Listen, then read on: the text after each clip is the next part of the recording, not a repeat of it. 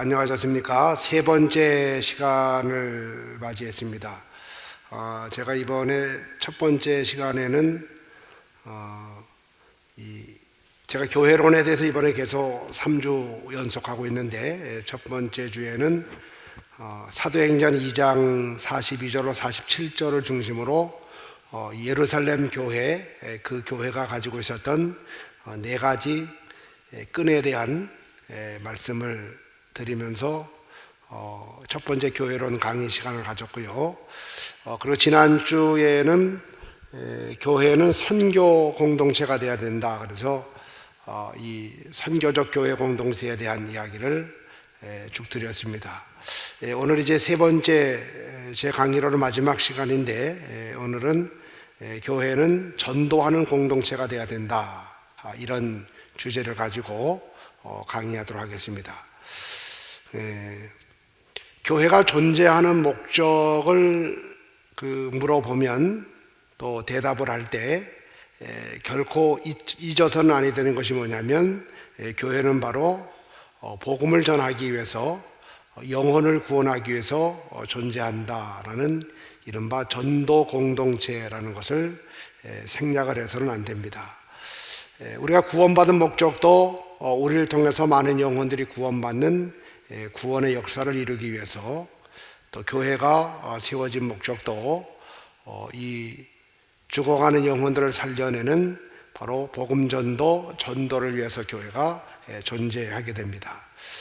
그렇기 때문에 건강한 교회가 되기 위해서는 교인들로 하여금 예배자 신앙에서 전도자 신앙으로 나갈 수 있도록 힘을 실어주고 뒤에서 밀어주고 또 앞에서 길을 열어줘야 되고, 뿐만 아니라 교회는 모이는 교회 공동체에서 흩어지는 교회 공동체로 나갈 수 있는 그런 교회가 되어야 됩니다. 그래서 교회는 끊임없이 모여서 기도하고 또 예배하고 또 말씀으로 성령으로 무장을 한 다음에 저 세상에 나가서 생명의 복음을 전할 수 있는 흩어지는 교회가 될 때, 바로 그 교회는 두 날개로 비상하게 되는, 세상을 나는 그런 하나님의 독수리가 될 수가 있고, 또 하나님이 쓰시는 그런 교회가 될 수가 있습니다. 늘 우리가 구원받은 나는 누구인가 라는 그 질문 앞에 설 때마다 두 가지를 잊어서는 아니 됩니다. 두 가지 자기 아이덴티티가 있어야 되는데, 첫 번째, 나는 예배자입니다 라는 이 신앙의 고백이 있어야 되죠.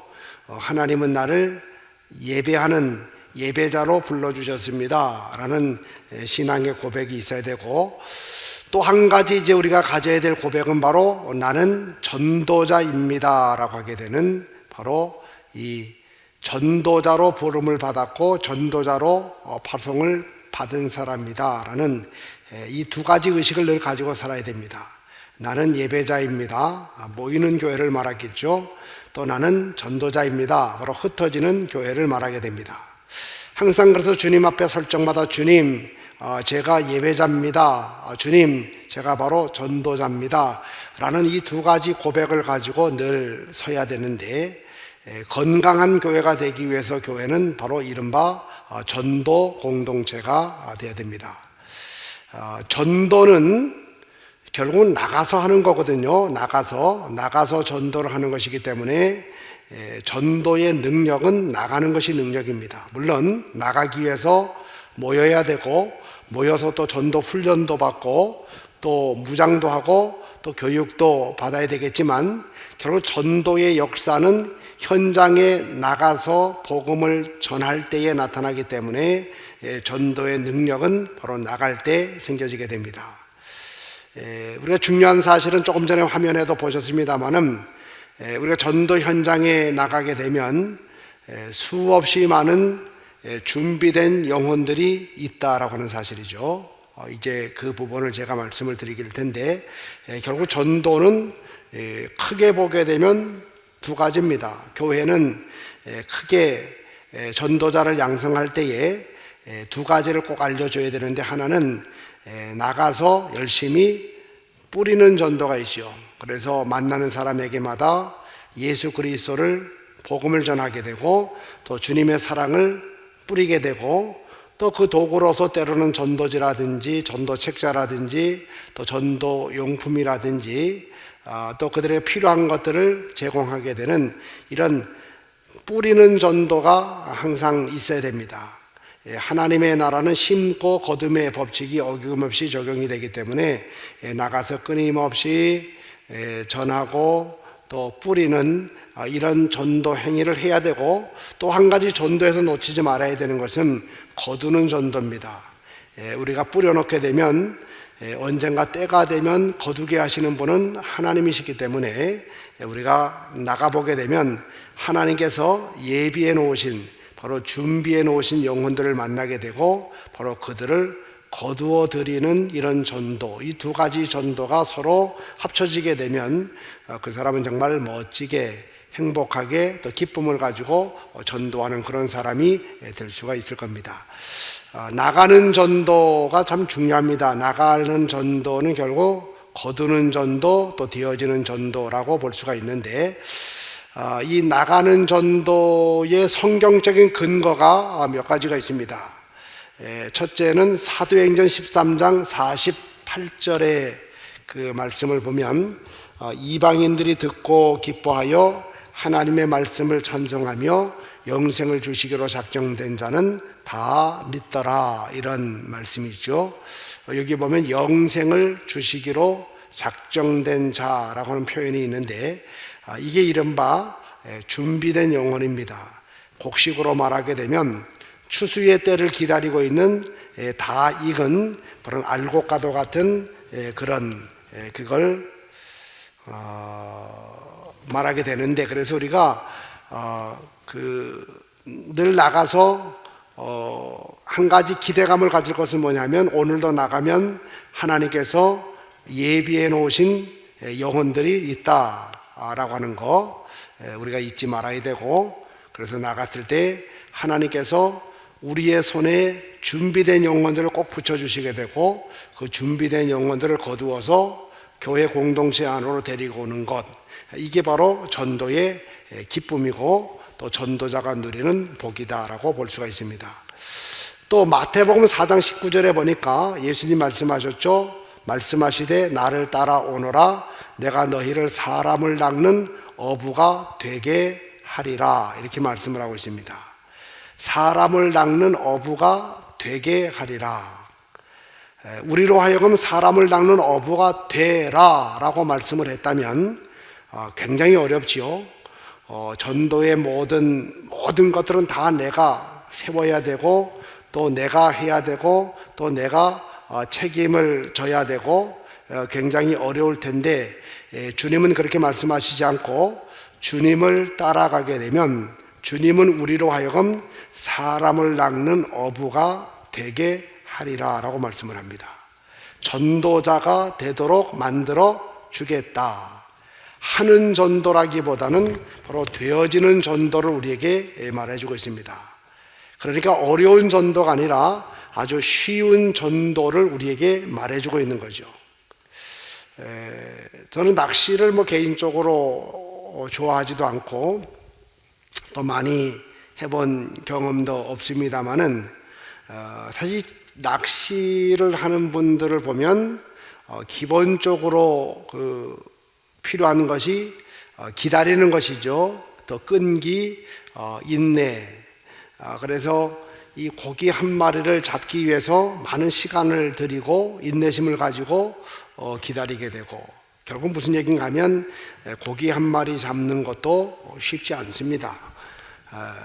TV나 이런 데서 보면 대어를 낚은 이 낚시꾼의 그 모습을 보여주지만, 정말 일상에서 우리가 낚시를 할 때에 이 고기를 잡아내는 게 그렇게 쉽지 않죠.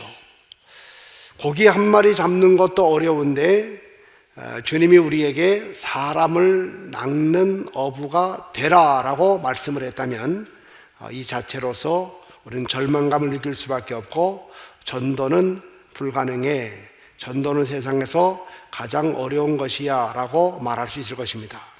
근데 주님은 우리의 능력의 한계를 아시고 뭐라고 말씀을 하는가 하면, 너희가 사람을 낚는 어부가 되라 라고 말씀하지 않고 주님을 따라가면 바로 주님께서 우리로 하여금 바로 사람을 낚는 어부가 되도록 만들어 주겠다라고 말합니다. 다시 말하면 준비된 영혼들을 우리들에게 붙여줄 테니 바로 그들을 데리고 교회 공동체에 와서 등록을 시켜라, 바로 그런 뜻이 아니겠습니까? 그래서 저는 이런 모습을 볼 때에 전도는 결코 어렵지 않다. 우리가 주님만 제대로 따라가고 또 주님과 함께 하게 되면 전도는 주님이 해주시기 때문에 결코 어렵지 않다라고 그렇게 생각을 하게 됩니다. 또 마태복음 9장 37절로 38절까지를 보게 되면 이에 제자들에게 이르시되 추수할 것은 많되 일꾼이 적으니 그러므로 추수하는 주인에게 청하여 추수할 일꾼들을 보내어 주소서 하라 하시니라, 이런 말씀이죠. 여기 보니까 추수할 것은 많다라고 말합니다. 그러니까 지금도 우리 주님께서 예비해 놓으신 준비된 영혼은 굉장히 많습니다. 그래서 곡식으로 말하면 지금 이제 가을을 맞이했습니다마는 농부의 추수의 때를 기다리고 있는 곡식들이 많이 있는 것처럼 지금 이 시대도 바로 준비된 영혼은 참 많다라고 하는 것이죠. 지금 특히 코로나19 시대에는 더더욱 그렇습니다마는 우리가 그 21세기를 맞이하고 그러면서 많은 사람들의 입에서 나온 공통된 그 말 중에 하나가 뭐냐면 지금의 이 시대는 전도가 굉장히 어려운 시대다, 이런 표현들을 많이 씁니다. 그래서 전도가 안 되는 시대다. 그러면서 전도가 안 되는 그 이유에 대해서 여러 가지를 이야기합니다. 뭐 이래서 안 되고 또 저래서 안 되고 또 이렇기 때문에 힘이 들고, 그래서 이 전도가 어려운 시대, 전도가 안 되는 시대라고 말을 하고 많은 사람이 거기에 동의를 하지만 저는 분명히 말씀을 드립니다.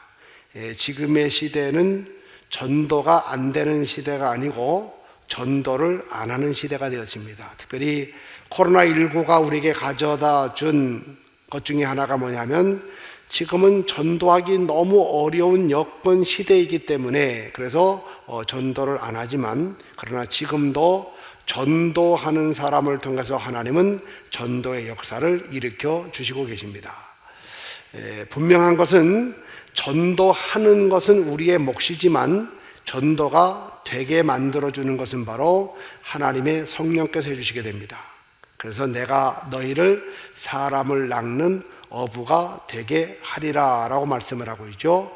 또 이따가 좀 말씀드리겠지만 전도에 있어서 주체는 결코 우리 자신이 아니고 바로 성령님이시고 예수님이 되신다는 사실을 믿고 나갈 때에 오늘도 또 앞으로도 끊임없이 전도 현장에 나가면 준비된 영혼들이 많다라고 하는 것이죠. 근데 다시 한번 그 화면을 보시면 마태복음 9장 37절로 38절을 다시 보시면 추수할 것은 많다 그랬습니다. 추수할 것은 굉장히 많은데 뭐가 적는가 하면 바로 일꾼이 적다라고 말합니다. 일꾼, 나가서 거두어 드리는 일꾼, 전도자가 너무 적은 모습을 보고 바로 주님이 안타까워하고 있습니다. 우리가 앞으로 살아감에 있어서 전도와 관계해서 한 가지를 분명히 아셔야 되는데, 지금도 전도하면 전도는 되어집니다. 지금도 얼마든지 전도 열매는 맺혀줄 수 있다는 사실을 기억하고 우리가 전도 현장에 나가야 되고, 하나를 더 보게 되면요, 이제 사도행전 1장 8절을 한번 보십시오. 오직 성령이 너에게 임하시면 너희가 권능을 받고 예루살렘과 온 유대와 사마리아와 땅끝까지 이르러 내 증인이 되리라 하시니라, 이런 말씀이 있죠. 여기 보면 내 증인이 역시 되라라고 말씀하고 있지 않습니다. 주님이 승천하시면서 우리에게 증인, 바로 예수님에 대해서 말하는, 복음에 대해서 말하는 증인이 되라라고 말씀을 했다면 전도는 거의 불가능에 가까울지도 모릅니다. 그런데 주님은 그렇게 말씀하시지 않고 증인이 되리라라고 말씀하고 있죠. 바로 우리로 하여금 전도자가 되도록 주님께서 만들어 주시겠다 그 얘기입니다. 되리라, 여기에서 리자 하나가 빠지게 되면 이 전도의 주체는 우리 자신이 돼야 됩니다. 증인이 되라 라고 주님 말씀하셨다면 전도는 내가 기획을 하고 내가 방법을 연구하고 내 힘으로 하게 되고 내가 책임져야 되고 모든 게 다 내가 해야 되죠. 얼마나 어렵겠습니까? 근데 주님은 그렇게 말씀하시지 않고 우리가 성령으로 충만하게 되면, 성령의 권능을 받게 되면 증인이 되도록 성령께서 만들어 주시겠다라고 말씀을 하고 있죠. 결국 전도는 결코 어렵지 않다라고 하는 겁니다. 바로 전도는 내가 하는 것처럼 보이지만 내가 하는 것이 아니고 결국은 성령님께서 전도가 되도록 만들어준다는 겁니다. 전도 행위 자체는 우리가 해야 되지만 그 전도에 있어서 모든 것은 결국 성령께서 책임져 주신다라고 하는 것을 말해주고 있습니다. 저는 지금까지 목회를 하면서 수없이 많은 사람들을 만났습니다. 또 제 자신도 전도자의 삶을 살고 있지만 수없이 많은 전도하는 사람들을 만나서 이야기한 결과 전도가 너무 쉽다고 말하는 사람, 전도의 열매를 마음껏 누리며 살아가는 기쁨 속에 전도하는 사람들의 한 가지 특징이 뭐냐면 바로 그들은 한결같이 성령의 힘으로 전도하고 있다는 사실을 제가 보게 되었습니다. 제가 전에 한남동 지역에서 목회를 할 때에 처음에는 제가 지금으로부터 한 4년 전, 3년 전에 서울에 처음 올라왔을 때 그 목회지는 임대교회였습니다. 임대교회 한 60여 명 모이는 임대교회에서 23년 전에 목회를 이제 서울 목회가 시작이 되었는데 그때 지방에서 목회를 한 10년 하다가 이제 서울 목회로 이제 올라오게 되었는데 임대교회가 참 지금도 어렵지만 그때도 참 어려웠지요. 그때 제 마음속에 열심히 기도하면서 열심히 전도해야 되겠다 이런 생각이 있어서 교인들을 잘 훈련시켜서 이제 내보내는 전도자로 구비시켜 나가게 되었죠. 이제 그 과정에서 전도 잘한다는 분들을 제가 서치를 해가지고 이 강사로 모시게 되었습니다. 혹시 뭐 들어볼 수도 있겠지만 주안장로교회 안강자 권사라고 하는 분이 그 당시에 굉장히 이 전도에 있어서 간증도 많이 하고 또 강사로도 많이 불려다닌 아주 바쁘게 움직이는 그런 분이었는데 아주 어렵게 그분을 섭외를 해서 우리 교회 오후 예배 이 전도 간증 강사로 모시게 되었습니다. 그 당시 그분에게 늘 따라다녔던 타이틀이 뭐냐면 1년에 1만 명을 주님 앞으로 인도한 전도 왕 이런 타이틀이 달려 있었죠.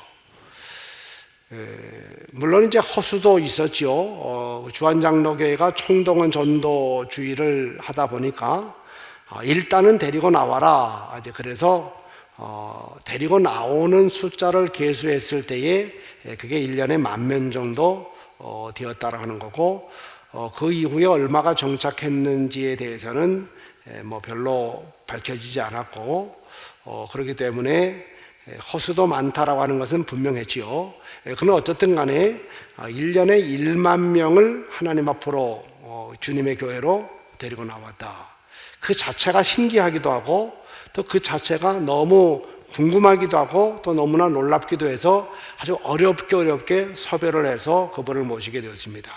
한번 생각해 보십시오. 1년에 10,000명 50주로만 나눠도 한 주에 매주마다 200명 정도의 사람을 데리고 나왔다는 거 아닙니까? 제가 많은 생각했죠. 이게 가능할까? 정말 사람으로서 이게 가능할까? 도대체 그분은 어떻게 생겼을까? 어떻게 그렇게 말을 좀 잘할까? 등등의 여러 가지 상상을 하고 그분을 이제 모시게 되었는데 그분을 이제 모시는 첫 그 만남에서 제 그 기대가 와르르 무너졌습니다. 저는 그분이 정말 보통 사람과는 견줄 수 없는 그런 외모를 가지고 있거나 또 상당한 언변의 능력을 가지고 있는 아주 정말 한 번만 쳐다봐도 모든 사람을 그냥 무너뜨릴 수 있는 엄청난 매력을 가지고 있는 그런 사람이겠다라고 생각을 했는데, 제가 그때 만난 그분은 한 50대 후반에서 60대 초반의 권사님이셨고, 또 외모도 그냥 보통 그 나이에 걸맞는 평범한 그냥 교회에 아주 후덕한 마음을 가진, 또 모습을 가진 그런 권사님이셨습니다. 말을 잘할까? 몇 마디 말을 해보니까 또 말을 아주 잘하는 분도 아니었고, 보통의 권사님들의 말투였고, 또 보통 권사님들의 또 그런 단어도 쓰고 또 그렇게 하셨습니다. 이제 시작이 되었습니다. 제가 계속 궁금한 거죠. 도대체 저분은 어떤 분이길래 1년에 10,000명에게 예수를 이야기하고 또 예수님 만나자고 교회로 그들을 데리고 왔을까? 한 10분쯤 지나게 되면서부터 제가 한 가지 그분에게서 남다르게 가지고 있는 것을 발견하게 되었습니다. 그 한 가지가 뭐냐면, 그분은 한 단어에 집중을 했습니다. 그 단어가 뭐냐면 성령이라고 하는 단어였습니다. 아마 한 50분 정도 간증하게 되었는데, 그분의 입에서 성령이라고 하는 그 단어는 아마 500번 이상 나왔을 겁니다. 그분은 모든 언어 속에서, 모든 문장 속에서 항상 성령을 이야기해요. 성령. 그분의 결론은 그겁니다. 제가 어떻게 1년에 10,000명의 사람을 교회로 데리고 나올 수가 있겠습니까? 성령님이 하셨습니다. 저는 성령의 도우심을 위해서 날마다 성령 충만을 사모했고, 또 성령님과 의논했고, 성령의 도우심을 구했습니다. 그 일 때문에 기도하게 되었고, 그 성령 충만 때문에 더 말씀 앞에 가까이 가게 되었고, 말씀으로 무장하게 되었고, 그분은 전도를 나가기 전에도, 전도 나가서도, 사람을 만나면서도, 만난 이후에도 항상 성령님만 의지했습니다. 그분이 1년에 수많은 사람들을 교회로 데리고 나올 수 있었던 비결은 바로 성령 하나님의 역사였습니다. 그렇습니다. 전도는 결코 내 힘으로 하는 것이 아닙니다. 성령의 도우심 가운데 성령이 주시는 그 힘을 가지고 할 수 있는 것이 전도이고, 또 중요한 사실은 우리가 성령으로 무장해서 나가면 바로 하나님께서는 바로 준비된 영혼들을 우리에게 붙여주신다라고 하는 겁니다. 그렇다면 우리가 나가서 복음을 전하는, 이른바 나가는 전도를 잘하기 위해서 성경 속에서 우리가 몇 가지 전략을 찾아보게 되면, 마태복음 10장 5절로 15절을 보게 되면 3가지 전략이 나옵니다. 첫 번째는 뭐냐면, 일단 세상으로 나가자라고 하는 것이죠. 교회 안에서 기도만 한다고 전도가 되는 것이 아니고, 기도하고 말씀으로 무장한 다음에 세상에 나가서 복음을 전하게 될 때 뿌릴 수도 있는 것이고, 또 이미 뿌려놓은 것에 대해서 거둘 수도 있기 때문에 일단 세상으로 나가야 됩니다. 그래서 예수님도 마태복음 10장 5절을 보게 되면 예수께서 이 12를 내보내시며 명하여 이르시되, 바로 12명의 사람들, 제자들을 전도 현장으로 일단 내보내고 있는 그런 모습을 볼 수가 있습니다. 웨슬리 목사님을 가르쳐서 저는 나가는 전도자 이렇게 생각을 하는데, 웨슬리 목사님은 1738년 5월 24일 올더스케이 체험을 하게 되었죠. 그래서 여러분 잘 아시는 것처럼 이른바 회심이라고도 이야기하지만 이 구원의 확신을 가지게 되었고, 마음의 뜨거움을 가진 그 웨슬리 목사님이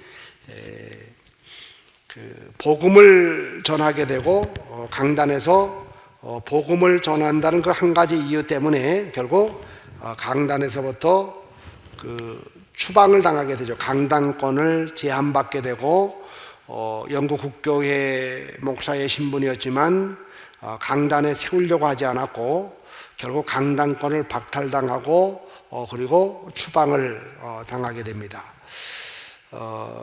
그러면서 웨슬리 목사님은 그 일기장에 보게 되면 페더레인 신도의 그 원래 모임에서 뜨거운 성령의 역사를 체험하게 되었고, 그 이후부터 4월 달부터 야외 집회를 인도를 하게 됩니다. 그래서 브리스톨 변두리에서 3,000명 정도가 모이는 이런 야외 집회를 인도를 하면서 이른바 나가는 전도자의 생애를 사시게 되는 거죠. 그래서 웨슬리 목사님은 물론 강단을 설 수도 없었지만 사람들이 있는 곳이면 어디든지 복음을 들고 찾아 나가는 전도자, 그 삶을 살게 됩니다. 그 이후에 4월 4일에는 밥티스밀 공터에서 1,500명을 대상으로 말씀을 전하게 되고, 또 5월 7일에는 하남산 광부와 가족 1,500명, 또 킹스우드 건너 로즈 그린에서 5천여 명의 사람들에게 생명의 복음을 전하게 됩니다. 또 5월 12일에는 제가 이제 초기 요 부분만 좀 집중해서 말씀을 드리는데, 이 하남산 이쪽에서 광산 오전에 5,6천 명 정도가 모이는 그런 집회, 또 정오에는 3,000명, 오후에는 역시 3,000여 명의 사람에게 생명의 복음을 전하는 이른바 나가는 전도자의 삶을 살아가시게 됩니다. 1739년 4월 달부터 돌아가실 때까지 1791년까지 약 52년 동안 이 나가는 전도자의 삶을 사셨던 그 웨슬리 목사님, 매년마다 800번 정도의 설교를 하게 되었고, 총 52년 동안 4만 번 정도 이상의 설교를 하시게 됩니다. 평생 이 키로로 따지게 되면 32만 키로를 다니면서 복음을 전하게 되었고, 그걸 한번 계산해 봤더니 지구를 약 8바퀴를 돈 거리를 말을 타고 다니면서 혹은 걸어 다니면서 복음을 전하게 됩니다. 물론 뭐 지금은 비행기를 타고 다닐 수 있지만 그때는 뭐 차도 또 변변치 않았고 해서 저는 그래서 우리 감리교회를 이름을 붙일 때 감리교회는 길거리 복음이다, 그렇게 이름을 붙입니다. 웨슬리 목사님의 복음 전도 운동, 또 생명의 말씀 운동은 강단에서부터 시작이 된 게 아니죠.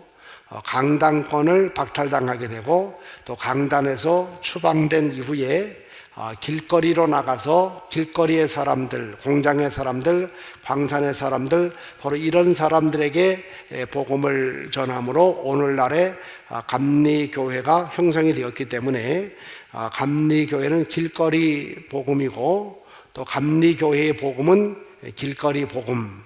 그래서 전도 현장을 잃어버린 감리교회가 진정한 감리교회일까 생각해 보면 안 되는 거죠. 왜냐하면 우리의 시작 웨슬리 목사님은 바로 길거리에서부터 복음을 전함으로 시작을 했으니까. 또 전도 현장을 잃어버린 감리교인이 진정한 감리교인일까? 그것도 문제가 있는 겁니다. 정말 감리교회, 감리교인들의 후예들은 바로 길거리 복음을 가지고 늘 살아야 됩니다. 우리 한국 같은 경우는 장로교회가 많지요. 장로교회가 단일 그 교파로 보더라도 지금 대한예수교 장로회 합동측이 교인수가 가장 많고, 그 다음에 대한예수교 장로회 통합측이 두 번째이고, 그리고 우리 기독교 대한감리회가 세 번째입니다. 그리고는 이제 뭐 순복음교회라든지 뭐 또 다른 교단들 이야기할 수가 있는데, 그래서 이제 그 다음을 쭉 이어나가는 것도 보면 뭐 대한예수교 장로회 백석측이라든지 또 뭐 등등 이렇게 돼 있는데, 한국은 장로교회가 굉장히 많다 보니까 전 세계적으로도 장로교인들이 굉장히 많은 것으로 여기고, 또 웨슬리안들 감리교인들의 숫자가 상당히 적을 것이다 라고 생각할지 모르지만, 전 세계적으로 보게 되면 장로교인들의 숫자는 한 2천만 명 정도 된다고 이야기하는데, 웨슬리에게서 시작된 웨슬리안들의 숫자는 한 전 세계적으로 7천만 명 된다고 이야기합니다. 그 전 세계에 흩어져 있는 웨슬리안들, 이 웨슬리의 후예들, 그들의 시작은 바로 길거리 복음에서부터 시작이 되었습니다. 강단권을 제한당하고 강단권을 박탈당하고 강단에서 추방당한 웨슬리 목사님이 그 복음을 가지고 길거리에 나가서 전하는 바로 전도운동, 여기에서부터 오늘날의 감리교회를 비롯한 바로 웨슬리안들이 생겨지기 때문에 특별히 기독교 대한 감리회에 속한 우리 교인들은 바로 이 길거리 복음을 가지고 바로 길거리에 나가서 복음을 전하는 것이 마땅한 것이죠. 웨슬리 목사님에게 물어봤습니다. 당신이 자꾸 길거리로 나가는데 길거리로 나가는 이유가 뭡니까? 라고 물어본 결과 그런 대답하기를 죄인들이 그곳에 있기 때문이다 라고 그렇게 이야기했습니다. 바로 죄인들을 살려내는 것이 바로 하나님이 주신 목적이기 때문에 길거리로 나갑니다. 평생 바로 그가 39년부터 91년 동안 52년 동안 바로 길거리 전도자의 삶을 살았습니다. 그런 웨슬리를 우리의 감리교회 시작으로 보는 오늘날의 감리교인들, 또 오늘날의 감리교회들은 정말 복음 앞에서 많이 반성을 해야 되는 거죠. 이제 우리도 더 나아가는 그런 삶을 살아야 되고, 제가 성경을 보면서 한 가지 재미있는 사실을 발견했는데, 창세기 18장부터 19장을 보게 되면 소돔과 고모라의 멸망 이야기가 나오지 않습니까? 어느 날 하나님께서 죄악으로 관영한 소돔과 고모라 성을 멸망시키기로 작정을 하시고, 그 사실을 아브라함에게 이른바 통보를 하죠. 천사 둘을, 사람의 모양을 한 천사 둘을 아브라함에게 보내어서 소돔 고모라의 멸망 계획을 말씀을 합니다.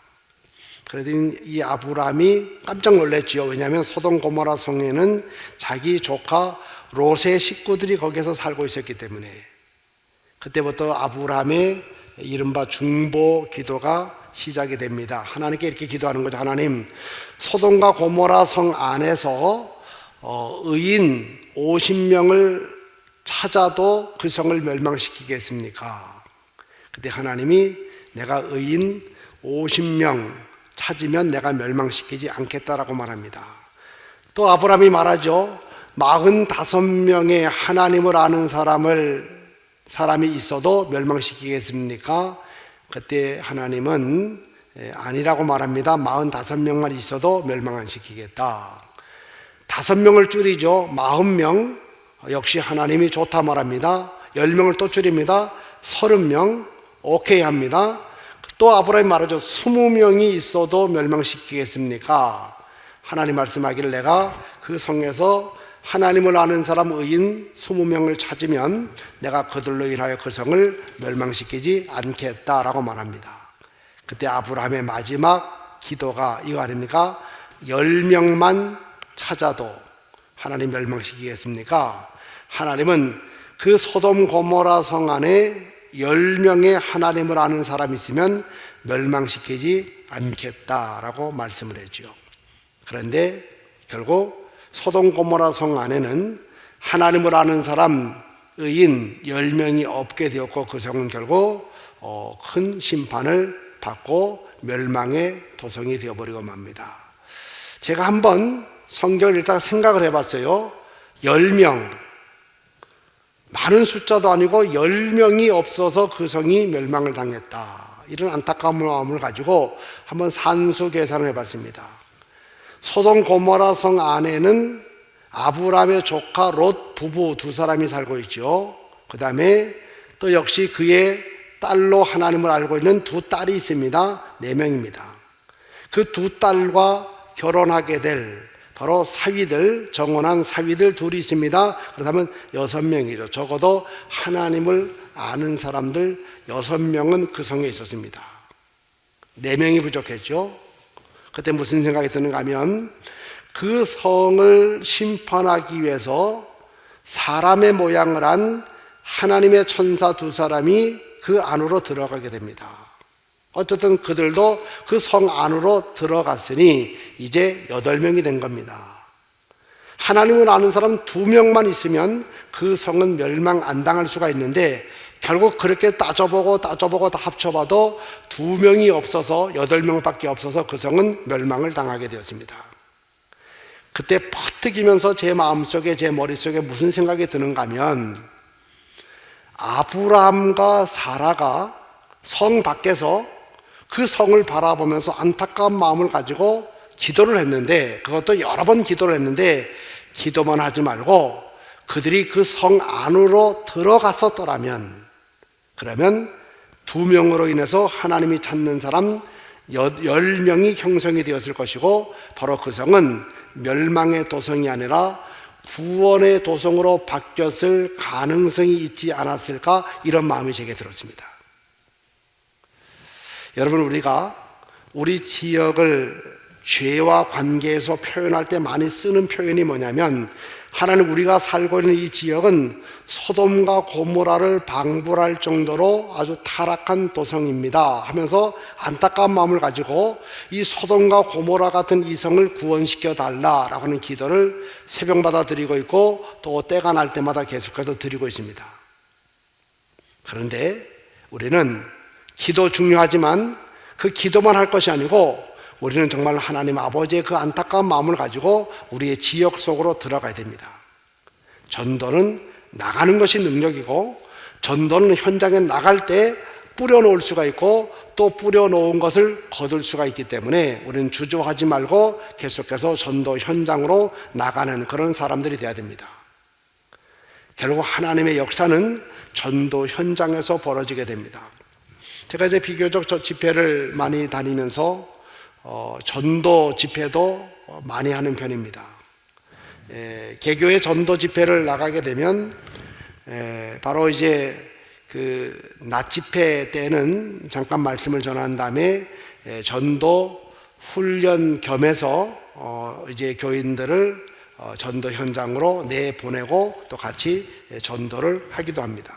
그런데 놀라운 것은요, 그 지역이 굉장히 작은 지역이고, 어떤 지역은 집성촌이기도 하고 전도가 안 될 것 같은 그런 지역이었는데, 그날 전도 훈련을 받고 교인들이 나가서 전도하게 되었을 때 놀라운 것은 바로 그날 하나님께서 바로 전도하러 나간 그 교회 교인들을 위해서 예비해 놓으신 영혼들이 너무 많이 있었다고 하는 겁니다. 그래서 뜻하지 않은 사람들을 만나서 그들을 아예 데리고 와서 담임 목사님 만나게 되고 축복기도 하게 되고 또 복음을 전함으로 영접하게 된 그런 일들이 얼마나 많은지 모릅니다. 그것은 비단 사람이 많이 사는 지역뿐만 아니고 아주 작은 지역에서도, 또 저 농촌 지역, 또 산골에 있는 그 지역에서도 그런 일들은 벌어지게 되었습니다. 곡식에 알이 떨어지면 그 열매가 맺혀지는 기한은 다 다릅니다. 때가 되면 열매가 맺혀지게 되고, 때가 되면 추수의 때를 기다리고 있는 것처럼 영혼들도 똑같습니다.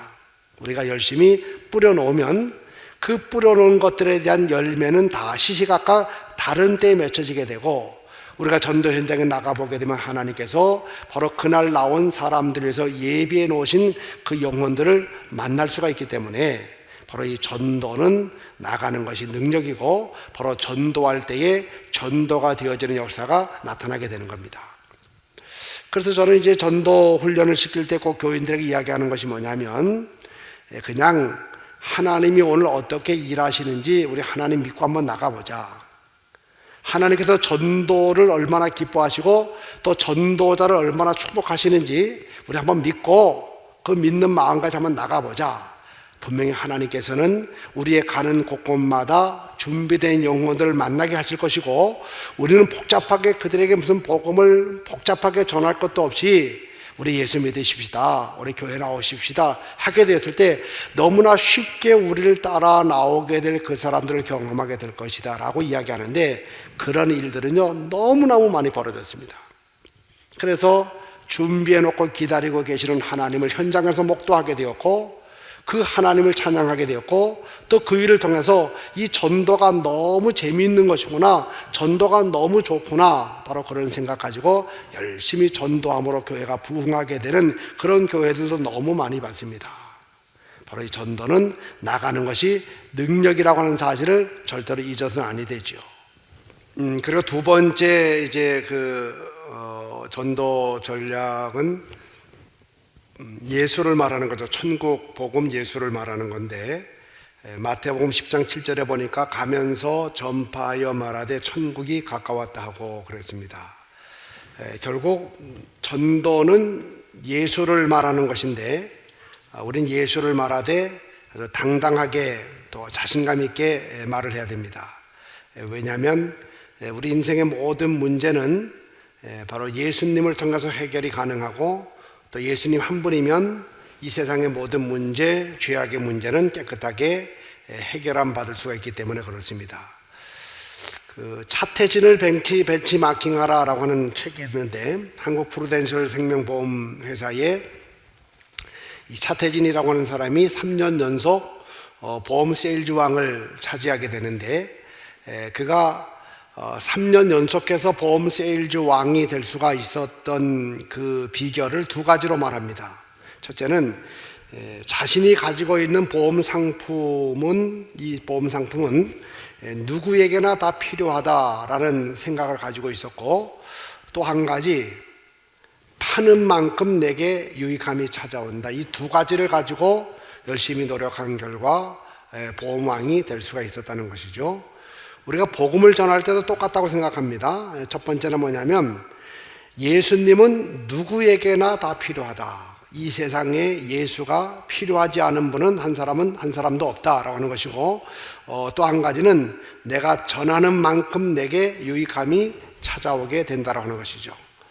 하나님의 나라는 결과가 아니라 과정이기 때문에 꼭 복음을 전해서 어떤 전도의 열매가 맺혀져야지만 하나님이 기뻐하시고 상급 주는 것이 아니고, 그 과정 속에 최선을 다할 때 바로 하나님은 그 모습을 보시고 상급도 주시고 열매를 주시기, 역사도 하시기 때문에 우리는 끊임없이 복음을 전하는 삶을 살아가야 됩니다.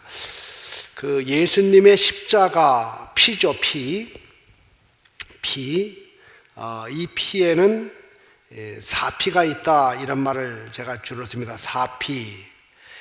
첫 번째 피는 뭐냐면 파돈, 바로 죄에 대한 용서입니다. 그래서 파돈, 누구든지 예수 십자가 보혈을 의지하기만 하면 다 죄 사함 받게 되는 사죄의 은혜가 이 예수의 십자가 피 속에 있고, 두 번째는 피스, 바로 하나님의 평화입니다.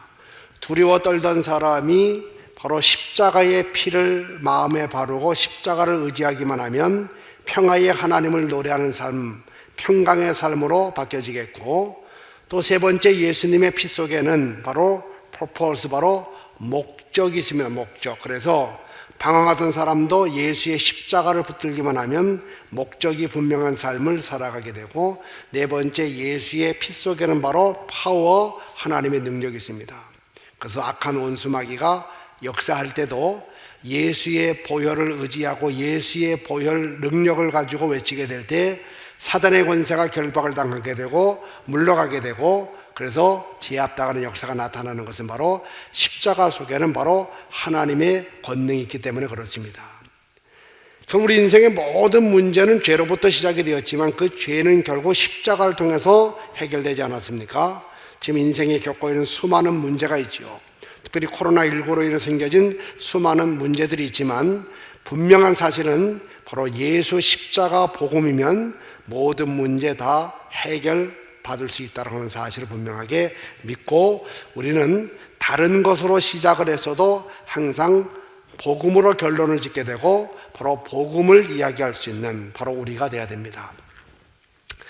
저는 목회 이제 지금까지 한 목회보다 남은 목회가 더 적게 남아있지만, 이전에도 그렇고 또 앞으로도 그렇고 제가 주님 나라 갈 때까지 결코 놓칠 수 없는 한 가지 사실은 바로 예수님 한 분이면 충분하다라고 하는 바로 이 사실입니다. 그 어떤 문제도 예수의 이름, 예수의 십자가를 통해서 해결되지 못할 것은 없다. 십자가를 통해서 고쳐지지 않을 사람 없고, 십자가를 통해서 변화되지 않을 사람 없고, 바로 십자가는 그러므로 우리 인생 모든 문제에 완벽한 해결이 된다는 하는 사실을 분명하게 믿고 있습니다. 이 나라의 정치도, 경제, 코로나19의 극복, 이 모든 것도 다 결국은 십자가를 통해서 가능하다라고 하는 것을 믿고 있기 때문에 우리는 다른 이야기로 시작을 해서도 항상 결론은 예수의 십자가가 될 수 있어야 되고 항상 예수의 십자가, 예수를 이야기하는 우리가 되어야 됩니다. 그리고 이제 마지막 한 가지 더 보게 되면 우리가 이 전도의 전략은 합당한 자를 찾아내는 게 참 중요합니다. 마태복음 10장 11절에 보니까 아무 성이나 마을에 들어가든지 그 중에 합당한 자를 찾아내어 너희가 떠나기까지 거기서 머물라라고 그렇게 말씀을 하고 있죠. 우리가 전도 현장에 나가보게 되면 하나님께서 예비해 놓으신 영혼들을 만날 수가 있고 바로 그 영혼들을 주님 앞으로 인도해내는, 그게 바로 이 전도인데, 분명히 나가보면 준비된 영혼도 있고, 그러니까 그날 예비해 놓으신 영혼들이 분명히 있죠. 또 주님의 복음을 갈망하는 갈급한 영혼이 있을 수가 있고, 그래서 이런 사람들을 지나치지 말고 그들에게 복음을 전함으로 바로 그들을 복음 앞으로 인도해낼 수 있는 그런 우리들이 되어야 됩니다. 제가 이제 33년 목회를 하면서 참 보람 있었던 일들이 참 많지요. 목회가 생명을 살리는, 또 생명을 지탱시켜 나가는, 또 천국으로 인도하는 정말 가장 소중한 일이기 때문에 보람이 참 많은데, 그 중에서도 참 보람 중에 보람은 바로 복음을 전함으로 저 지옥 갈 영혼을 바로 하나님의 나라로 인도하게 된 바로 이 전도, 이것이 참 목회의 큰 보람 중에 최고의 보람이다라고 말할 수 있습니다. 한 영혼이 천하보다 귀하다라고 했을 때 그 천하보다 귀한 영혼을 주님의 나라로 인도하는 이 복음 전도를 하나님이 얼마나 기뻐하시는지 저는 목회 현장에서 너무 많이 경험을 했습니다.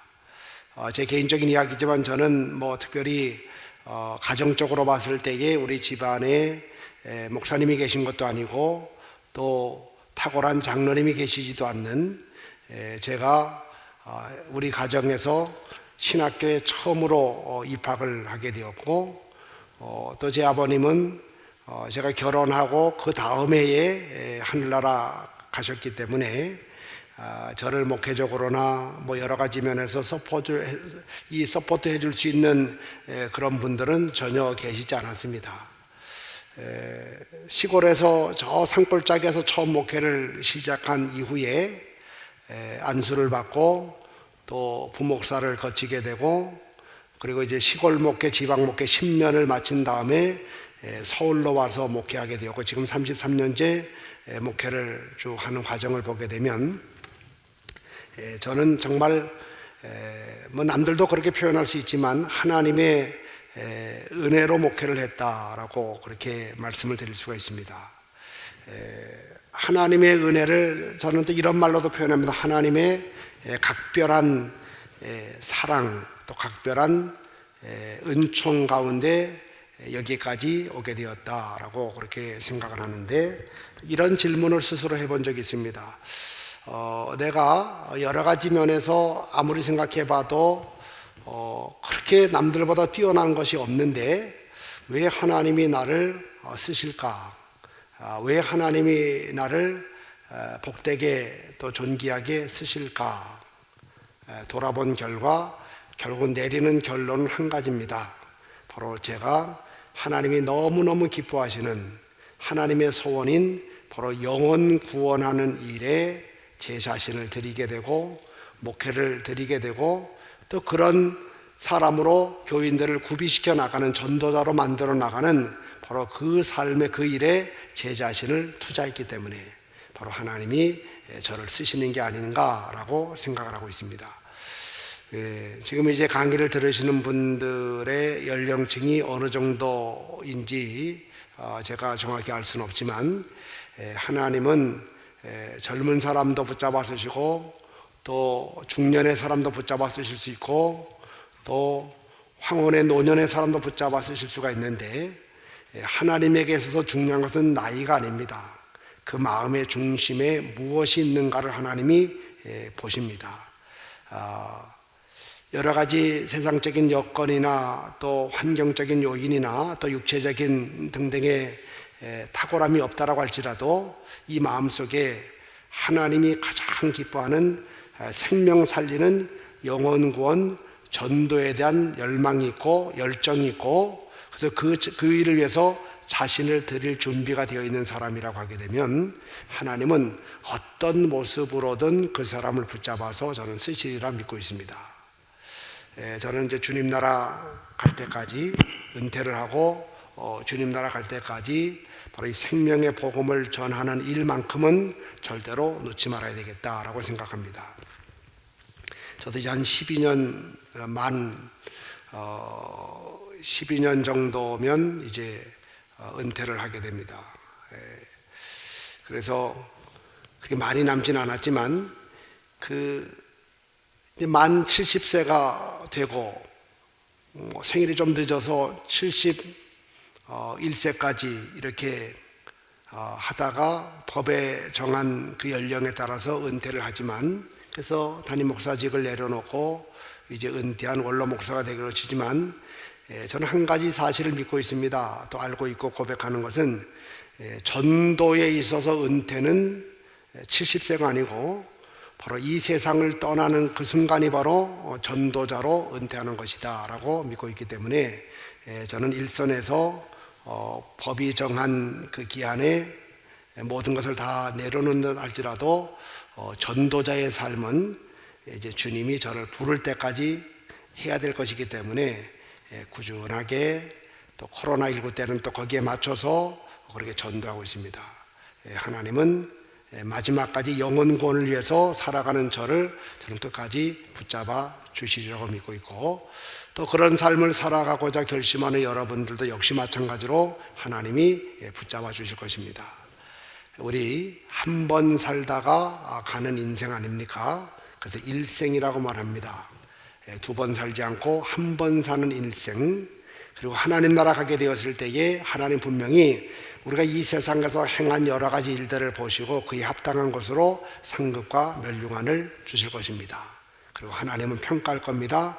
잘했다, 수고했다, 정말 내 마음이 너 때문에 너무 기뻤다, 등등의 그런 평가를 하실 텐데, 정말 잘했다 칭찬받고 내가 너 때문에 얼마나 기뻐했는 줄 아느냐 하면서 상급받고 멸류관 받는 그런 삶을 우리가 살아가고, 또 하늘나라에서 그런 일을 맞이하기 위해서 여러분 때를 얻든지 못 얻든지 생명의 복음을 전하는 데 여러분의 시간을 투자하고 여러분의 삶을 투자해 보십시오. 결코 하나님은 그런 사람의 생애가 안 좋은 생애가 되지 않도록 만들어 주실 것이고, 또 섬기는 교회나 또 행하는 모든 일들마다 또 하나님의 아름다운 열매 맺을 수 있도록 만들어 주실 겁니다. 제가 이번에 3주에 걸쳐서 강의를 했지요. 제가 교회론이라고 하는 그런 주제를 가지고 말씀을 드렸는데, 예루살렘 교회는 네 가지가 잘 연결된 교회였다. 하나님과 목회자, 그래서 목회자가 참 중요하다라고 말씀을 드렸고, 두 번째는 목회자와 교인 사이에는 말씀이 매개가 된 그런 끈으로 연결되어 있었고, 세 번째 교인들과 교인은 서로 사랑으로 잘 연결된 그런 교회였고요. 그리고 교회는, 교인들의 모임인 교회는 세상을 향해서 흩어져서 복음을 전하게 되는 바로 선교하고 전도하는 교회였다. 그래서 그런 예루살렘 교회가 놀랍게 부흥하는 그런 교회가 되었다라고 말씀을 드렸죠. 그러면서 두 번째 시간에는 교회는 선교적 공동체가 되어야 된다. 그래서 저 세상을 향해서 나아가는 다리 역할을 감당할 수 있는 그런 흩어지는 교회가 되어야 된다. 이런 말씀을 드렸습니다. 그래서 우리는 하나님과 세상을 잇는 다리, 그것이 바로 교회가 되어야 되고, 또 저 세상에 죽어가는 열방의 사람들과 또 교회를 연결시켜 나가는 다리가 되어야 되고, 그래서 항상 우리는 하나님의 다리가 되어서 저 죽어가는 땅끝까지의 사람들에게 복음을 전하는 선교하는 공동체가 되어야 된다라고 두 번째 말씀을 드렸고, 이제 오늘은 전도 공동체에 대한 이야기를 드리면서 구체적으로 교회들이 어떻게 전도할 것인가에 대한 이야기를 나누게 되었습니다. 오늘 결론입니다. 전도하면 전도됩니다. 전도 안 하면 전도 안 되지만 전도하면 전도가 되는데 이유는 단순합니다. 전도 우리가 하면 하나님이 전도가 되도록 만들어 주시기 때문에 그렇습니다. 성령 충만하면 증인이 되도록 성령께서 만들어 주시기 때문에 우리가 할 일은 열심히 전도하는 것이고, 바로 하나님이 하실 일은 바로 우리를 통해서 전도의 열매가 맺혀지도록 만들어 주시는 것입니다. 바로 전도하다가 놀라운 하나님의 은혜와 또 하나님의 역사를 삶의 현장에서 또 교회에서 맛보고 누리고, 또 그것이 여러분의 평생의 간증거리가 되기를 간절히 바랍니다. 이상 마치겠습니다. 감사합니다. 기도하겠습니다. 하나님 아버지 감사합니다. 이제 우리가 하나님의 마음을 가슴에 품고 영혼 구원하는 데 매진하는 우리들 모두가 되게 하여 주옵소서. 이제 이 학기에 남은 강의 시간에도 풍성함의 은혜와 깨달음과 결단을 주시기를 원하고 예수님의 이름으로 기도합니다. 아멘. 감사합니다. 수고하셨습니다.